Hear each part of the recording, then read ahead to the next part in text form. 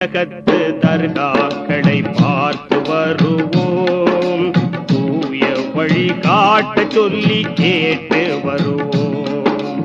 இறை வணக்கம் புரிபவர்க்கு எளிதில் நடக்கும், இறை வணக்கம் புரிபவர்க்கு எளிதில் நடக்கும்.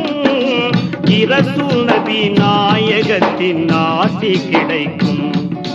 தமிழகத்து தர்காக்களை பார்த்து வருவோம், தூய வழி காட்ட சொல்லி கேட்டு வருவோம்.